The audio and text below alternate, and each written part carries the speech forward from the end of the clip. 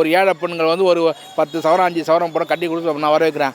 அதே மாதிரி இங்கே இப்போ சவுத் இந்தியா இருக்கின்ற நான் சொல்கிறேன், நீங்கள் இப்போ பேட்டி கரெக்டாக கேளுங்க. சவுத் இந்தியா இருக்கிற படித்த பசங்களாம் இப்போ நீங்கள் பேட்டி எடுங்க, நீங்கள் தமிழ்நாடு சேர்ந்தவர், நீங்கள் ஒரு ஐஏஎஸ் உங்கள் பையன் ஐஏஎஸ் தேர்வு எழுதணுன்னா நீங்கள் வந்து எந்த துறை ஐஏஎஸ் வந்து அந்த துறையை பற்றி கேட்டால் பரவலாம். காந்தி வந்து எப்போ பிறந்தார், காந்தி வந்து எப்படி வளர்ந்தார், கவாஸ்கர் டென்னிஸ் கட்டி தண்ணி அடிச்ச ரன் அடிச்சார், அதவே கேட்ட வட இந்தியாக்காரன் வந்து ஐஏஎஸ் தேர்தல் பொறுப்பாளர் போடுறாங்க. தமிழ்நாட்டு சேர்ந்த வந்து ஒரு ஐஏஎஸ் ஆக முடியல. சொல்லுங்கள், இந்தியனுடைய உள்துறை செயலாளர் தமிழ் ஆக முடியல, தமிழ்ச்சி உள்துறை செயலாளர் ஆக முடியல, ஒரு ராணுவ டிஃபரன்ஸ் மினிஸ்டருடைய செயலாளர் ஆக முடியல.